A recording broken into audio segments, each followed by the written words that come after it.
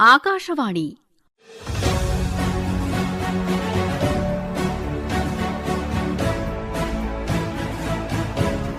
ವಂದೇ ಮಾತರಂ 150ರ ಸಂಭ್ರಮ.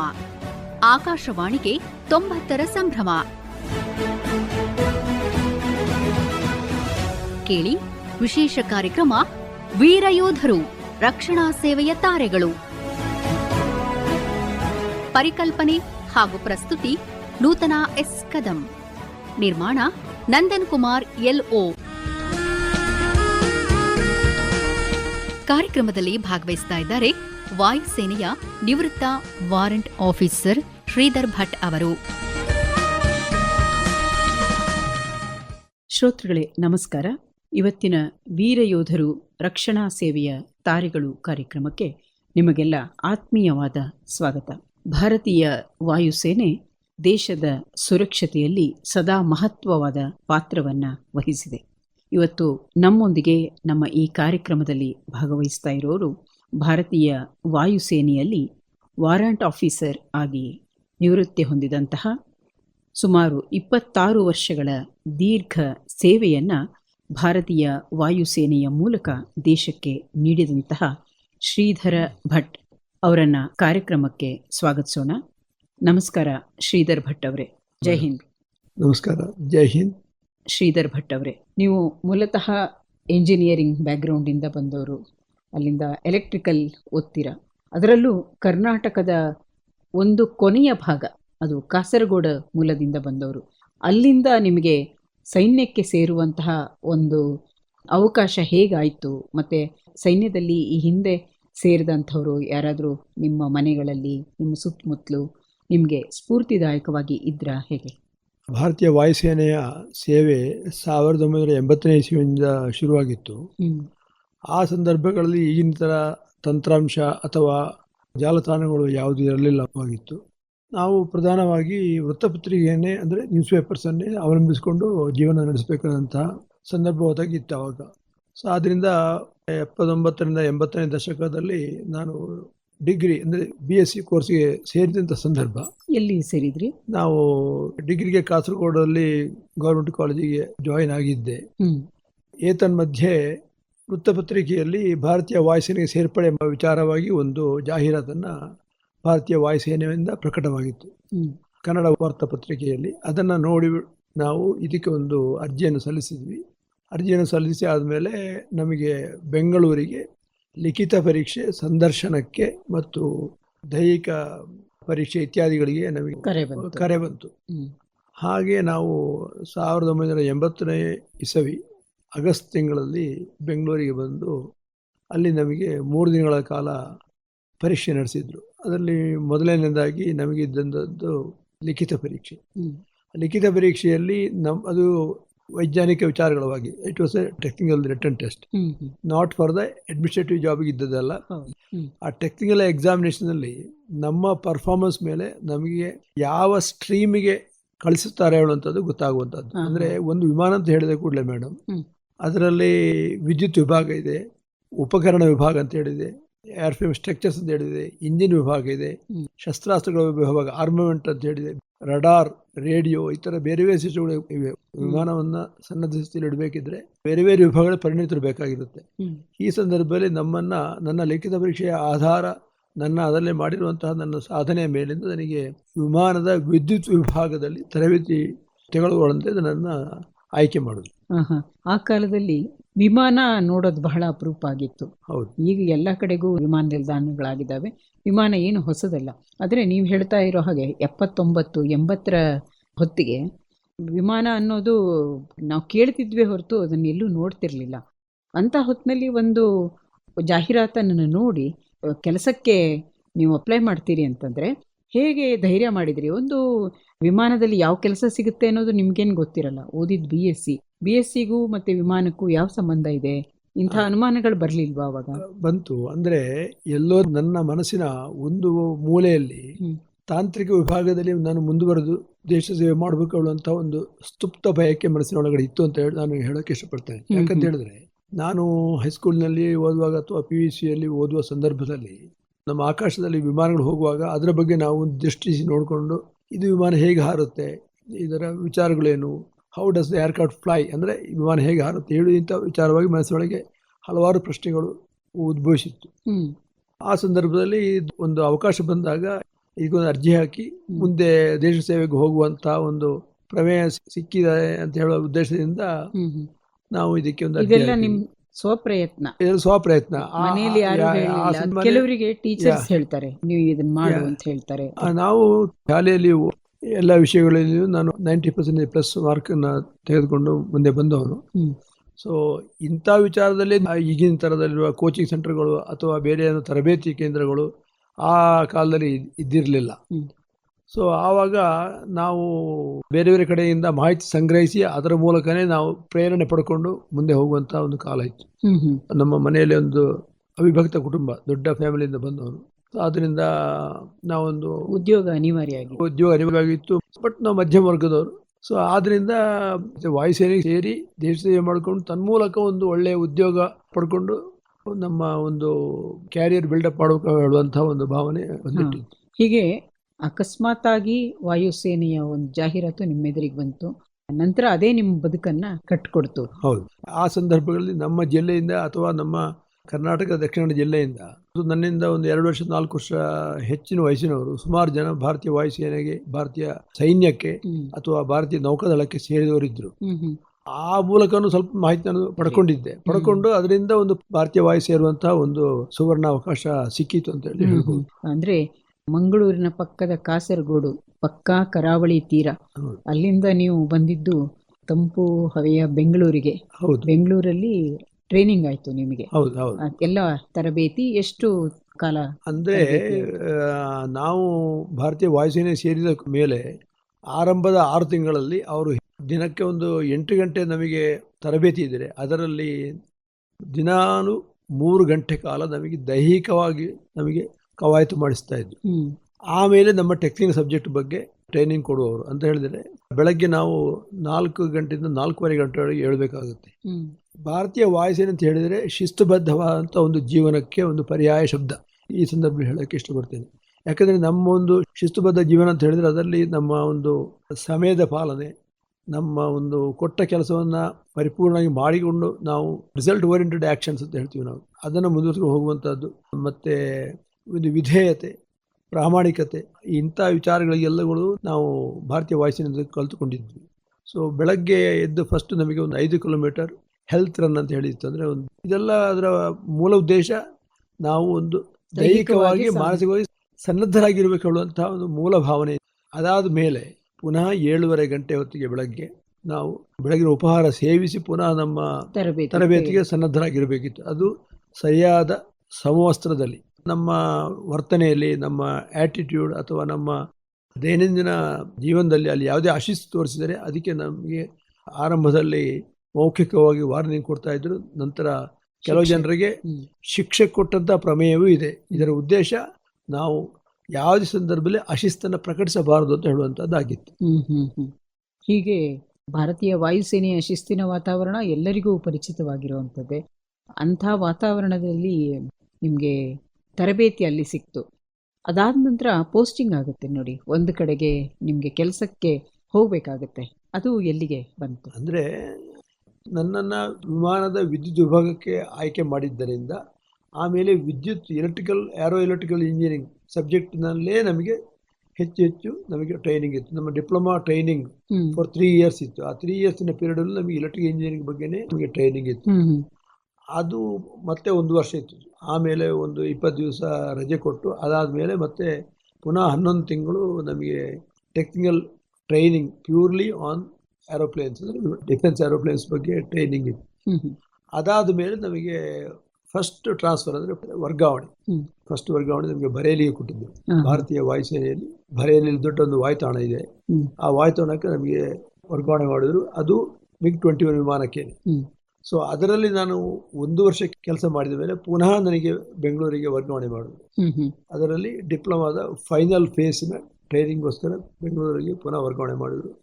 ಬೆಂಗಳೂರಲ್ಲಿ 1 ವರ್ಷದ ತರಬೇತಿ ಆದ ಮೇಲೆ ಡಿಪ್ಲೊಮಾ ಏರೋ ಎಲೆಕ್ಟ್ರಿಕಲ್ ಇಂಜಿನಿಯರಿಂಗ್ ಪದವಿ ಪಡೆದ ನಂತರ ಅದು ಎಲ್ಲ ಏರ್ಫೋರ್ಸ್ನ ಸರ್ವಿಸಿನ ಅವಧಿಯಲ್ಲೇ ಮಾಡಿರುವಂಥ ವಿಚಾರಗಳು.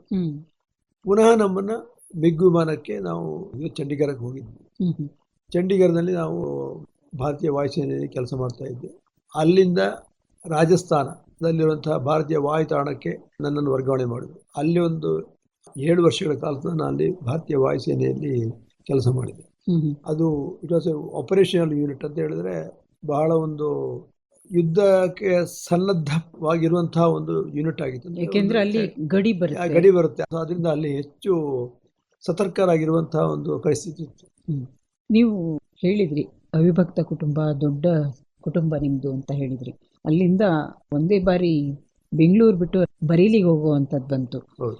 ಆವಾಗ ಮನೆಯಲ್ಲಿ ಯಾವ ರೀತಿಯ ಒಂದು ಮಿಶ್ರ ಪ್ರತಿಕ್ರಿಯೆ ಇರಬಹುದು ಅಂತ ಅನಿಸುತ್ತೆ ನನಗೆ. ಹೌದು, ಆವಾಗ ಈಗಿನ ಥರ ಸಂಚಾರ ದೂರವಾಣಿ ಅಥವಾ ಮೊಬೈಲ್ ಅಥವಾ ಬೇರೆ ಯಾವುದೇ ಸಂಪರ್ಕ ಸಾಧನ ಇರಲಿಲ್ಲ. ಆ ಸಂದರ್ಭಗಳಲ್ಲಿ ನಾವು ನಮ್ಮ ಮನೆಗೇನಾದರೂ ಮಾಡಬೇಕಿದ್ರೆ ಪೋಸ್ಟ್ ಆಫೀಸಿಗೆ ಹೋಗ್ಬಿಟ್ಟು ಅಂಚೆ ಕಚೇರಿ ಟೆಲಿಗ್ರಾಮ್ ಅಥವಾ ಟ್ರಂಕ್ ಕಾಲ್ ಮಾಡಿ ಮಾತಾಡುವಂಥ ಒಂದು ಅವಕಾಶ ಮಾತ್ರ ಇತ್ತು. ನಾವು ಮನೆಗೆಲ್ಲ ಅಂಚೆ ಪತ್ರ ಬರಿತಾ ಇದ್ವಿ. ಒಂದು ಪತ್ರ ವ್ಯವಹಾರ ಇಲ್ಲಿಂದ ಮನೆಯಿಂದ ಬರಲಿಕ್ಕಿದ್ರೆ 15 ದಿವಸದ ಸಮಯ ತಗೊಳ್ತಾ ಇತ್ತು. ಸೊ ನಾವು ಭಾರತೀಯ ವಾಯುಸೇನೆಗೆ ಸೇರಿ ಆದ ನಂತರ ವರ್ಗಾವಣೆ ಬಂದಾಗ ನನ್ನ ಮನೆಯವರಿಗೆ, ತಂದೆ ತಾಯಿ ಅವರಿಗೆ ನಾನು ವಿಷಯ ತಿಳಿಸಿದೆ. ಮನೆಯ ತಂದೆ ತಾಯಿಯವರು, ನೀವು ಆರೋಗ್ಯ ಚೆನ್ನಾಗಿ ಕಾಪಾಡ್ಕೋ, ದೇಶ ಸೇವೆ ಮಾಡು, ಸರಿಯಾಗಿ ಕೆಲಸ ಮಾಡು ಅಂತ ಹೇಳುವಂತಹ ಒಂದು ಆಶೀರ್ವಾದವನ್ನು ಮನೆಯವರು ನಮ್ಮ ಹಿರಿಯರು ಮಾಡಿದ್ರು ಅಂತ ಹೇಳುವಂಥದ್ದನ್ನು ಈಗ ಹೇಳೋಕೆ ಇಷ್ಟಪಡ್ತೀನಿ. ಹೀಗೆ ಮನೆಯವರ ಆಶೀರ್ವಾದದಿಂದ ನೀವು ಬರೇಲಿಗೆ ಹೋದ್ರಿ. ಆನಂತರ ಅಲ್ಲಿಂದ ಚಂಡೀಗಢ, ಅಲ್ಲಿಂದ ರಾಜಸ್ಥಾನ್, ಹೀಗೆ ಒಂದು ಪ್ರದೇಶದಿಂದ ಒಂದು ಪ್ರದೇಶಕ್ಕೆ ವರ್ಗಾವಣೆಯಾಗಿ ಕೆಲವು ತಿಂಗಳುಗಳಿಂದ 7-8 ವರ್ಷಗಳ ತನಕ ಒಂದೊಂದು ಜಾಗದಲ್ಲಿ ಸೇವೆ ಮಾಡುವಂತಹ ಅವಕಾಶ ನಿಮಗೆ ಸಿಕ್ತು. ನೀವು ಹೇಳಿದ್ರಿ ಮಿಗ್ ಬೇಸ್ಗೆ ನಿಮ್ಮ ವರ್ಗಾವಣೆ ಆಯಿತು ಅಂತ. ಆ ಕಾಲದಲ್ಲಿ ಮಿಗ್ ಅನ್ನೋದು ಭಾರತೀಯ ವಾಯುಸೇನೆಗೆ ಒಂಥರ ಕಲಶಪ್ರಾಯವಾಗಿ ಇದ್ದ ಹಾಗೆ. ಮಿಗ್ ಫೈಟರ್ ವಿಮಾನಗಳು ಅಂತಂದರೆ ಭಾರತೀಯ ಸೇನೆಯ ಬೆನ್ನೆಲುಬು ಅನ್ನೋ ಹಾಗೆ. ಅಂಥ ಒಂದು ವಿಮಾನಗಳ ಜೊತೆಗೆ ಅವುಗಳನ್ನು ನೋಡೋದೇ ಆಗ ಒಂದು ರೋಮಾಂಚನವಾದಂಥ ಒಂದು ಸನ್ನಿವೇಶ ಅಂತ ನಾನಾದರೂ ಅಂದ್ಕೋತೀನಿ. ಅದರಲ್ಲೂ ಬೇಸಲ್ಲಿ ಸಾಕಷ್ಟು ವಿಮಾನಗಳನ್ನ ಒಂದು ಕಡೆಗೆ ನಾವು ನೋಡಲಿಕ್ಕೆ ಸಾಧ್ಯ ಆಗುತ್ತೆ. ತುಂಬ ವಿಮಾನಗಳು ಇರ್ತವೆ ಒಂದು ಕಡೆಗೆ. ಸೊ ಅಲ್ಲಿ ಮೊದಲು ಬಾರಿ ನೀವು ಮಿಗ್ ನೋಡಿದಾಗ ಅಥವಾ ಜಾಗ್ವಾರ್ ನೋಡಿದಾಗ ನಿಮಗೆ ಏನು ಅನ್ನಿಸ್ತು? ಅದು ಹೇಗೆ ಅಂತ ಹೇಳಿದ್ರೆ, ಒಂದನೇದಾಗಿ ನಮಗೆ general electrical theory of the aeroplane training ನಾವು ತರಬೇತಿ ಡಿಪ್ಲೊಮಾದಲ್ಲಿ ಮಾಡಿರ್ತೀವಿ. ಅದಾದ ಮೇಲೆ ಯಾವ ವಿಮಾನದಲ್ಲಿ ನಾವು ಕೆಲಸ ಮಾಡಲಿಕ್ಕೆ ನಮ್ಮನ್ನು ನಿಯೋಜಿಸಲ್ಪಟ್ಟಿರ್ತಾರೆ ಆ ವಿಮಾನದ ಬಗ್ಗೆ ಇನ್ನೊಂದು ನಮಗೆ ಟ್ರೈನಿಂಗ್ ವಿವರವಾದ ಇನ್ನೊಂದು ನಮಗೆ ಕೋರ್ಸ್ ಇರುತ್ತೆ. ಆ ಕೋರ್ಸಲ್ಲಿ ಮಿಗ್ 21 ಫಾರ್ ಎಕ್ಸಾಂಪಲ್ ನಾನಿದ್ದಂಥ ವಿಮಾನ, ಆ ವಿಮಾನದ ಇನ್ನೊಂದು ತರಬೇತಿಯನ್ನು ಕೊಡ್ತಾರೆ. ಅದು ಸ್ಪೆಸಿಫಿಕ್ ಟು ದ ಏರ್ಕ್ರಾಫ್ಟ್. ನಾವು ಡಿಪ್ಲೊಮಾದಲ್ಲಿ ಮಾಡಿರೋದು ಜನರಲ್ ಎಲೆಕ್ಟ್ರಿಕಲ್ ಇಂಜಿನಿಯರಿಂಗ್ ಮಾಡಿರ್ತೀವಿ, ಏರೋ ಎಲೆಕ್ಟ್ರಿಕಲ್ ಇಂಜಿನಿಯರಿಂಗ್. ಇದು ಸ್ಪೆಸಿಫಿಕ್ ಟು ದ ಏರ್ಕ್ರಾಫ್ಟ್, ಆ ವಿಮಾನದ ಬಗ್ಗೆನೇ ಪ್ರತ್ಯೇಕವಾಗಿ ಮಿಗ್ 21 ಅದರದ್ದೇ ಇನ್ನೊಂದು ನಮಗೆ ಪುನಃ ಒಂದು ತರಬೇತಿ ಇರುತ್ತೆ.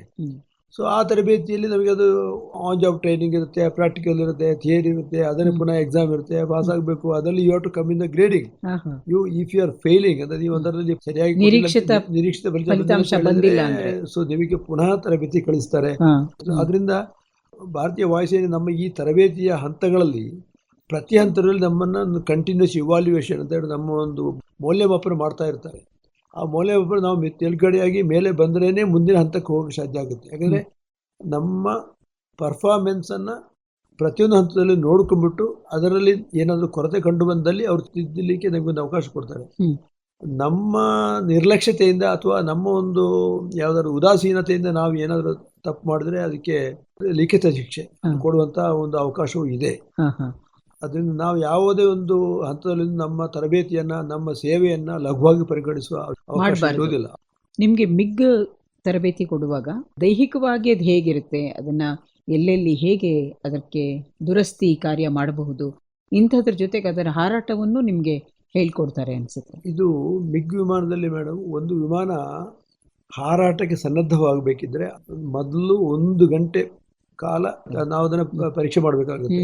ವಿದ್ಯುತ್ ವಿಭಾಗ ಇರ್ಬೋದು, ಅಥವಾ ಉಪಕರಣ ವಿಭಾಗ ಇರ್ಬೋದು, ಅಥವಾ ರಡಾರ್ ಕಮ್ಯುನಿಕೇಷನ್ ವಿಭಾಗ ಇರ್ಬೋದು, ಇಂಜಿನ್ ವಿಭಾಗ ಇರ್ಬೋದು, ಏರ್ ಫ್ರೇಮ್ ಸ್ಟ್ರಕ್ಚರ್ಸ್, ವಿಮಾನದ ಸ್ಟ್ರಕ್ಚರ್ಸಿನ ಬಗ್ಗೆ ಇರುವಂಥ ವಿಭಾಗ ಇರ್ಬೋದು, ಬೇರೆ ವಿಭಾಗಗಳಿವೆ. ನಮ್ಮ ವಿದ್ಯುತ್ ವಿಭಾಗಕ್ಕೆ ಸಂಬಂಧಪಟ್ಟಂತೆ ವಿಮಾನ ಬೆಳಗ್ಗೆ 8 ಗಂಟೆಗೆ ಹಾರಾಟಕ್ಕೆ ಸನ್ನದ್ಧವಾಗಬೇಕಂತ ಹೇಳಿದ್ರೆ ನಾವು ಬೆಳಗ್ಗೆ 6:30 ಗಂಟೆಗೆ ನಾವು ವಿಮಾನದ ಅಂದರೆ ಏರ್ಪೋರ್ಟ್ನ ಒಳಗಡೆ ನಮ್ಮ ಏರ್ಫೀಲ್ಡಿಗೆ ಹೋಗಿ ನಮ್ಮ ವಿಮಾನ ಒಂದು ಬೇಯಲ್ಲಿರುತ್ತೆ. ಬೇ ಅಂದರೆ ಅದಕ್ಕೊಂದು ತಾಣ ಇರುತ್ತೆ. ಆ ತಾಣದಿಂದ ವಿಮಾನವನ್ನು ಹೊರಗಡೆ ತಂದು ಅದನ್ನು ನಾವು ಪೂರ್ಣವಾಗಿ ಪರಿಶೀಲನೆ ಮಾಡಬೇಕಾಗುತ್ತೆ. ವಿದ್ಯುತ್ ವಿಭಾಗಕ್ಕೆ ಸಂಬಂಧಪಟ್ಟಂತೆ ಸುಧಾರಿತ ಬ್ಯಾಟ್ರಿ ಇರುತ್ತೆ. ಉದಾಹರಣೆಗೆ ಆ ಬ್ಯಾಟ್ರಿಯನ್ನು ನಾವು ಪರಿಶೀಲನೆ ಮಾಡಬೇಕಾಗುತ್ತೆ. ಅದರ ವೋಲ್ಟೇಜು, ಅದರ ಆ್ಯಂಪಿಯರ್ ಚೆಕ್ ಮಾಡಬೇಕಾಗುತ್ತೆ. ನಮ್ಮ ವಿದ್ಯುತ್ ವಿಭಾಗಕ್ಕೆ ಸಂಬಂಧಪಟ್ಟಂಥ ಎಲ್ಲ ವಾರ್ನಿಂಗ್ ಸಿಸ್ಟಮ್ಸ್, ಅಂದರೆ ಸೆಂಟ್ರಲೆಸ್ ವಾರ್ನಿಂಗ್ ಸಿಸ್ಟಮ್ಸ್ ಹೇಳ್ತೀವಿ, ಅದಾದಮೇಲೆ ಎಲ್ಲ ಉಪಕರಣಗಳು ಸರಿಯಾಗಿ ಕೆಲಸ ಮಾಡುತ್ತಿವೆಯೋ ಅದನ್ನು ನಾವು ನೋಡಬೇಕಾಗುತ್ತೆ. ವಿಮಾನದ ಎಲ್ಲ ವಿಭಾಗಗಳಲ್ಲಿರುವಂಥ ಎಲ್ಲ ಲೈಟ್ಗಳು ಅದು ಸರಿಯಾಗಿ ಕೆಲಸ ಮಾಡ್ತೇವೆ ನೋಡಬೇಕಾಗುತ್ತೆ. ಈ ಥರ ಹಲವಾರು ನಮ್ಮ ವಿದ್ಯುತ್ ಇಲಾಖೆ ಸಂಬಂಧಪಟ್ಟಂಥ ಕೆಲಸಗಳಿರ್ತದೆ. ಅದೆಲ್ಲ ಸನ್ನದ್ಧ ಮಾಡೋಕ್ಕೆ ಸುಮಾರು 1 ರಿಂದ 1.5 ಗಂಟೆ ಸಮಯ ತಗೊಳುತ್ತೆ. ಅದಾದ ಮೇಲೆ ನಾವು ಫಾರ್ಮ್ ಸೈನ್ ಮಾಡೋಕ್ಕಿದೆ. ಅಂದರೆ ಆ ಫಾರ್ಮಲ್ಲಿ as I have checked the aircraft and it is flying worthy ಅಂತ ಹೇಳುವಂಥದ್ದು ನಾನು ಸೈನ್ ಮಾಡಿದಂತಹ ಒಂದು ಡಾಕ್ಯುಮೆಂಟ್ ಅದು ಸೀಲ್ ಆಗಿ ಇರುತ್ತೆ. ಆಮೇಲೆ ಪೈಲಟ್ ವಿಮಾನವನ್ನು ಅವರಿಗಿರುವಂಥ ಚೆಕ್ ಲಿಸ್ಟ್ ಪ್ರಕಾರ ಅವರು ಚೆಕ್ ಮಾಡಿ ಆಮೇಲೆ ವಿಮಾನವನ್ನು ಅವರು ಹಾರಾಟಕ್ಕೆ ತೆಗೆದುಕೊಂಡು ಹೋಗ್ತಾರೆ. ಆ ಸಂದರ್ಭದಲ್ಲಿ ಪುನಃ ವಿಮಾನಕ್ಕೆ ಸ್ಟಾರ್ಟಿಂಗ್ ಅಗ್ರಿಗೇಟ್, ಅಂದರೆ ಅದನ್ನು ಸ್ಟಾರ್ಟ್ ಮಾಡಲಿಕ್ಕೆ ಕೊಡುವಂಥ ಪವರ್ ಕೊಡುವಂಥದ್ದು ನಾವು ಎಲೆಕ್ಟ್ರಿಕ್ ಇಂಜಿನಿಯರ್ಸ್ ನಾವೇ ಕೊಡಬೇಕಾಗುತ್ತೆ. ಅದಾದ ಮೇಲೆ ವಿಮಾನವನ್ನು ಹಾರಾಟಕ್ಕೆ ಪೈಲಟ್ ತಗೊಂಡು ಹೋಗ್ತಾರೆ. ವಿಮಾನ ಹಾರಾಡಿ ಬಂದ ಮೇಲೆ ಅದು ಆಪರೇಷನ್ ಸಾರ್ಟಿ ಆಗಿರ್ಬೋದು ಅಥವಾ ಟ್ರೈನಿಂಗ್ ಸಾರ್ಟಿ, ತರಬೇತಿ ಹಾರಾಟವು ನಡೆಸುವಂಥ ಕಾರ್ಯಕ್ರಮ ಇರುತ್ತೆ. ಅದಾದ ವಿಮಾನ ಬಂದ ನಂತರ ಪುನಃ ನಾವು ಪರಿಶೀಲನೆ ಮಾಡಬೇಕಾಗುತ್ತೆ. ಅದೊಂದು 1/2-3/4 ಗಂಟೆ ಸಮಯ ಹಿಡಿಯುತ್ತೆ. ಪೈಲಟ್ ಏನಾದರೂ ಬಂದ ನಂತರ ಏನಾದರೂ ಅವರು ಟೆಕ್ನಿಕಲ್ ಪ್ರಾಬ್ಲಮ್ಸ್ ಹೇಳಿದ್ರೆ ಆ ಪ್ರಾಬ್ಲಮ್ನ ನಾವು ಏನಂತ ನೋಡಿಬಿಟ್ಟು ಅದನ್ನು ಸರಿಪಡಿಸೋದು ಸಾಧ್ಯ ಆದರೆ ಅವು ಸರಿಪಡಿಸೋಕೆ ಆಗಲ್ಲ ಅಂತ ಹೇಳಿದ್ರೆ ವಿಮಾನವನ್ನು ನಾವು ಮುಂದಿನ ಹಾರಾಟಕ್ಕೆ ನಾವು ಅಣಿಗೊಳಿಸುವಂಗಿಲ್ಲ. ಅದನ್ನು ಪೂರ್ಣ ಪರಿಶೀಲನೆ ತಡೆ ಹಿಡಿಬೇಕಾಗುತ್ತೆ. ಪೂರ್ಣ ಪರಿಶೀಲನೆ ಆದ ನಂತರ ನಾವು ಅದನ್ನು ಹಾರಾಟಕ್ಕೆ ಪುನಃ ಸನ್ನದ್ಧ ಮಾಡಬೇಕಾಗುತ್ತೆ. ಈ ಥರ ನಮ್ಮ ದೈನಂದಿನ ಕೆಲಸಗಳು ಇರುತ್ತವೆ. ಮತ್ತೆ ನಾವು ಒಂದು ಸಣ್ಣ ಯಾವುದಾದ್ರೂ ಒಂದು ಉಪಕರಣ ತಗೊಂಡ್ರೆ ಅದರಲ್ಲಿ 10 ಸ್ಕ್ರೂಗಳಿರ್ತವೆ. ಆದರೆ ಮಿಗ್ ಅಂತ ಒಂದು ಏರ್ಕ್ರಾಫ್ಟಲ್ಲಿ ಅದು ಎಷ್ಟೊಂದು ವೈರ್ಗಳು, ಎಷ್ಟೊಂದು ಸ್ಕ್ರೂಗಳು, ಏನೆಲ್ಲ ಇರ್ತವೆ. ಅವುಗಳನ್ನು ಅಂದರೆ ಎಷ್ಟು ಕೂಲಂಕುಷವಾಗಿ ನಾವು ಮಾಡಬೇಕು ಅಂದರೆ ಒಂದು ಸಣ್ಣ ಸ್ಕ್ರೂ ಲೂಸ್ ಆಗಿದ್ರೂ ಕೂಡ ಹಾರಾಟದಲ್ಲಿ ತೊಂದರೆ ಆಗುತ್ತೆ. ಹಾಗಾಗಿ ನಿಖರತೆ ಅನ್ನೋದು 100ಕ್ಕೆ 100 ಇರಬೇಕಾಗತ್ತೆ. ನೀವು ಸರಿಯಾಗಿ ಹೇಳಿದ್ರಿ ಮೇಡಮ್. ಒಂದು ವಿಮಾನದಲ್ಲಿ ಬಹಳ ಕಾಂಪ್ಲಿಕೇಟೆಡ್ ಅಥವಾ ಬಹಳ ಒಂದು ಪ್ರಿಸಿಷನ್ ವರ್ಕ್ಸ್ ಇರುತ್ತೆ ವಿಮಾನದಲ್ಲಿ. ಅಂದರೆ ಸೂಕ್ಷ್ಮವಾದ ಕೆಲಸ ಮಾಡಬೇಕಾಗುತ್ತೆ. ಸಾವಿರಾರು ವೈರಿಂಗ್ಗಳು ಇರುತ್ತವೆ. ಎಲ್ಲದಕ್ಕೂ ಕಲರ್ ಕೋಡಿಂಗ್ ಇರುತ್ತೆ. ಪ್ರತಿಯೊಂದು ವಿಮಾನದ ಪ್ರತಿಯೊಂದು ಪಾರ್ಟ್ ನಂಬರ್, ಕ್ಯಾಟಲಾಗ್ ನಂಬರ್ ಅಂತೇಳಿ ಇರುತ್ತೆ. ನಮ್ಮಲ್ಲಿ ನಾವು ಯಾವುದೇ ಒಂದು ವಿಮಾನದ ಪರಿಶೀಲನೆ ಮಾಡುವ ಹೊತ್ತಿಗೆ ನಾವು ಒಂದು ಚೆಕ್ ಲಿಸ್ಟ್ ಅಂತೇಳಿ ಕೈಲಿಟ್ಕೊಂಡಿರ್ತೀವಿ.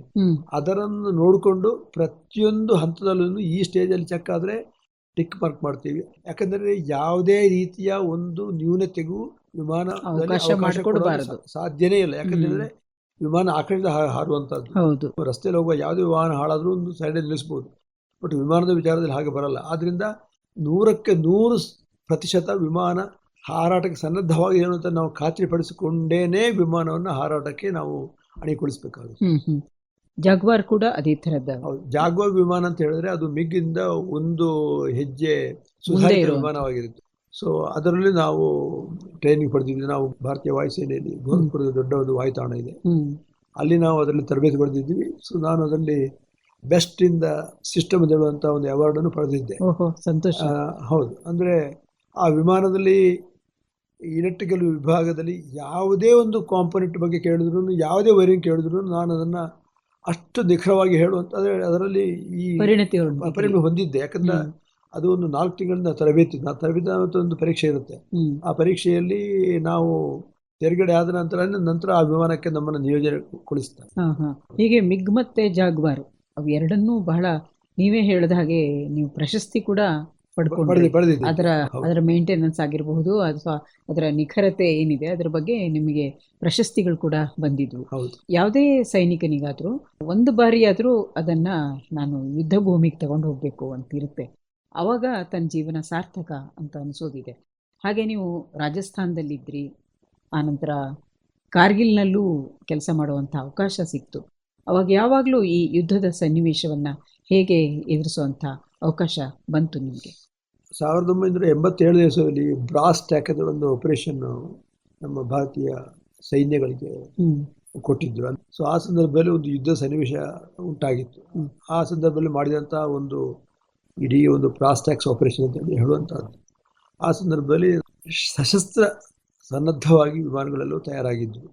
ಸೊ ಏನೋ ಒಂದು ಕ್ಷಣದಲ್ಲಿ ನಮಗೆ ಮಾಹಿತಿ ಇದ್ರೂ ನಾವು ವಿಮಾನವನ್ನು ಹಾರಿಸಿ ವೈರಿ ತಾಣಗಳನ್ನು ಧ್ವಂಸ ಮಾಡುವಂಥ ಒಂದು ಪ್ರಮೇಯ ಸೃಷ್ಟಿಯಾಗಿತ್ತು. ಅದಾದ ಮೇಲೆ 1999 ಎಲ್ಲೂ ತಿಳಿದಿರುತ್ತದೆ ಕಾರ್ಗಿಲ್ ಯುದ್ಧ ಆಗಿದೆ. ಭಾರತೀಯ ವಾಯುಸೇನೆ ನಾವು ಅದನ್ನು ಆಪರೇಷನ್ ಸಫೇದ್ ಸಾಗರ್ ಅಂತ ಹೇಳುವಂಥ ಒಂದು ಶಬ್ದದಲ್ಲಿ ನಾವು ಅದನ್ನು ಕರಿತಾ ಇದ್ವಿ. ಯಾಕೆಂದ್ರೆ ಅಲ್ಲಿ ಪೂರ್ತಿ ಹಿಮ ಅಂದ್ರೆ ಅದು ಈ 18,000ದಿಂದ 32,000 ಫೀಟ್ ಹೈಟ್ ನಲ್ಲಿ ಈ ಕಾರ್ಗಿಲ್ ಹೇಳುವಂತ ಒಂದು ಪ್ರದೇಶ. ಅಲ್ಲಿ ಪಾಕಿಸ್ತಾನಿನ ಸೈನಿಕರು ನಮ್ಮ ಕೆಲವು ಹೈ ಪೋಸ್ಟ್ಗಳನ್ನು ನಮ್ಮ ಪೀಕ್ಗಳನ್ನು ಅವರು ಕ್ಯಾಪ್ಚರ್ ಮಾಡೋಕೆ ಪ್ರಯತ್ನ ಪಟ್ಟಿದ್ರು. ಸೊ ನಮ್ಮ ಇಂಟೆಲಿಜೆನ್ಸ್ ರಿಪೋರ್ಟ್ ಪ್ರಕಾರ ನಮಗೆ ಗೊತ್ತಾಗಿ ನಮ್ಮ ಭಾರತೀಯ ವಾಯುಸೇನೆ, ನಮ್ಮ ಭಾರತೀಯ ಸೈನ್ಯ ಎಲ್ಲ ಕಂಬೈನ್ಡ್ ಆಪರೇಷನ್ ಇಂದ ನಾವು ಅದನ್ನ ಎಲ್ಲ ಕ್ಯಾಪ್ಚರ್ಗಳನ್ನು ವಾಪಸ್ ಪಡ್ಕೊಂಡು July 1999 Kargil war came to an end and it was a success on the part of our Indian armed forces ಅಂತ ಹೇಳುವಂಥದ್ದನ್ನು ನಾನು ಖಡಾಖಂಡಿತವಾಗಿ ಹೇಳಬಲ್ಲೆ. ಅದು ಭಾರತದ ಹೆಮ್ಮೆ ಸದಾಕಾಲ. ಈಗ ನೀವು ವಾರೆಂಟ್ ಆಫೀಸರ್ ಅಂತ ಇದ್ದೀರಾ. ಹೆಚ್ಚಾಗಿ ನಾವು ಮೇಜರ್ ನೋಡ್ತೀವಿ, ಕರ್ನಲ್ಸ್ ನೋಡ್ತೀವಿ, ಅಥವಾ ಗ್ರೂಪ್ ಕ್ಯಾಪ್ಟನ್ ಹೀಗೆ ನೋಡ್ತೀವಿ. ವಾರೆಂಟ್ ಆಫೀಸರ್ ಕೆಲಸ ಏನು ಇರುತ್ತೆ? ಅಂದ್ರೆ ನಮ್ಮ ಭಾರತೀಯ ವಾಯುಸೇನೆಯಲ್ಲಿ ನಮಗೆ ರ್ಯಾಂಕ್ ಸಿಸ್ಟಮ್ಸ್ ಅಂತ ಹೇಳುವಂಥದ್ದಿದೆ. ಈ ರ್ಯಾಂಕ್ ಸಿಸ್ಟಮ್ ಇಂದ ಉಳಿಸಲ್ಪಡಬೇಕು. ಅವ್ರು ಏನ್ ಕೆಲಸ ಅಂತ, ಅವ್ರು ಯಾವ ಹಂತದಲ್ಲಿ ಕೆಲಸ ಮಾಡ್ತಾ ಇದ್ದಾರೆ, ಅವರ ಜವಾಬ್ದಾರಿಯನ್ನು ಆ ರ್ಯಾಂಕ್ ಸಿಸ್ಟಮ್ನ ಮೇಲೆ ಆಧಾರದ ಮೇಲೆ ಅವರಿಗೆ ವಹಿಸಲಾಗುತ್ತೆ. ನನಗೆ ಕೊಟ್ಟಿರುವಂತಹ ರ್ಯಾಂಕ್ ಪ್ರೆಸಿಡೆಂಟ್ ಆಫ್ ಇಂಡಿಯಾ. ನಮ್ಮ ಭಾರತೀಯ ಸೇನೆಗಳ ಸರ್ವೋಚ್ಚ ನಾಯಕ ಅಂದ್ರೆ ಪ್ರೆಸಿಡೆಂಟ್ ಆಫ್ ರಾಷ್ಟ್ರಪತಿಗಳು. ಈ ನನ್ನ ಇರುವಂತ ಈ ವಾರೆಂಟ್ ಆಫ್ ರ್ಯಾಂಕ್ ಹೇಳುವಂತಹದ್ದು ಅದು ಜೂನಿಯರ್ ಕಮಿಷನರ್ ಆಫೀಸರ್ ಹೇಳುವಂತ ಒಂದು ಗ್ರೇಡಲ್ಲಿ ಬರುತ್ತೆ. ಅದು ಪ್ರೆಸಿಡೆಂಟ್ ಆಫ್ ಇಂಡಿಯಾ ಅಂದ್ರೆ ಭಾರತೀಯ ನಮ್ಮ ರಾಷ್ಟ್ರಪತಿಗಳು ಕೊಟ್ಟಿರುವಂತಹ ಒಂದು ನಮ್ಮ ಒಂದು ರ್ಯಾಂಕ್ ಆಗಿರುತ್ತೆ. ಸೊ ಆ ರ್ಯಾಂಕಲ್ಲಿ ನಾವು ನಮ್ಮ civilian terms middle level manager ಅಂತ ಹೇಳುವಂತಹ ಒಂದು ಶಬ್ದನ ಉಪಯೋಗಿಸ್ಕೋಬಹುದು ಅಂತ ಹೇಳ್ತೀನಿ. ಸೊ ಅದು ನಾವು ಲೋವರ್ ರ್ಯಾಂಕ್ ಇಂದ aircrafts man, leading aircrafts man, ಹಾಗೆ ಮುಂದೆ ಬರೋದು ನಾವು ಬರುವಂತಹ ಒಂದು ಹಂತವೇ ವಾರೆಂಟ್ ಆಫೀಸರ್ ಇರುವಂತಹ ಒಂದು ರ್ಯಾಂಕ್. ಪಡ್ಕೊಳ್ಳೋಕೆ ನಾನೊಂದು 2 ದಶಕಗಳ ಕಾಲದ ಕೆಲಸ ಮಾಡಿ, ಅದು ಪ್ರತಿ ಹಂತದಲ್ಲೂ ನಮಗೆ ಪರೀಕ್ಷೆಗಳು ಇರುತ್ತವೆ, ಎಕ್ಸಾಮ್ ಇರುತ್ತವೆ. ಆ ಎಕ್ಸಾಮ್ ಎಕ್ಸೆಲ್ ಮಾಡಬೇಕು, ಪ್ರತಿಯೊಂದು ನಾವು ಮೇಲೆ ಬರಬೇಕಾಗುತ್ತೆ. ಅದ್ರಲ್ಲಿ ಬರೀ ಪಾಸ್ ಆಗಿದ್ರೆ ಅವರೇಜ್ ಕ್ಯಾಂಡಿಡೇಟ್ ಸಾಕಾಗಲ್ಲ. Merit we have to come in the merit list. ಅಂದ್ರೆ we have to perform and result orient performance we have to be given. ಇಲ್ಲದೇ ಇದ್ರೆ ನಮ್ಮ ಡಿಮೋಟ್ ಮಾಡುವಂತಹ ಒಂದು ಪ್ರಮೇಯ ಇರುತ್ತೆ. ಅದು ಡಿಮೋಟ್ ಆದಾಗ ಬಹಳ ಒಂದು ಖೇದಕರ ವಿಚಾರ ಆಗಿರುತ್ತೆ. ಆದ್ರಿಂದ ಎಲ್ಲ ಹಂತದಲ್ಲಿ ನಾವು ತೇರ್ಗಡೆ ಹೊಂದಿ ಮೇಲೆ ಬಂದು ಈ ಒಂದು ಹಂತವನ್ನು ತಲುಪಿದ್ದೆ ಅಂತ ಹೇಳುವಂಥದ್ದಕ್ಕೆ ನನಗೆ ಹೆಮ್ಮೆ ಇದೆ. ಶ್ರೀಧರ್ ಭಟ್ ಅವರೇ, ನಾವು ಇನ್ನೂ ಹೆಚ್ಚು ವಿಷಯವನ್ನ ನಿಮ್ಮೊಂದಿಗೆ ಮಾತನಾಡ್ತಾ ತಿಳಿದುಕೊಳ್ಬೇಕು. ಮುಂದಿನ ವಾರ ಇದೇ ಹೊತ್ತಿಗೆ ಇನ್ನಷ್ಟು ವಿವರಗಳನ್ನ ನಮ್ಮ ಶ್ರೋತೃಗಳೊಂದಿಗೆ ಹಂಚಿಕೊಳ್ಳೋಣ. ಮುಂದಿನ ಕಾರ್ಯಕ್ರಮದಲ್ಲಿ ಬರುವ ಶುಕ್ರವಾರ ಭೇಟಿಯಾಗೋಣ. ಜೈ ಹಿಂದ್ ಸರ್. ಜೈ ಹಿಂದ್.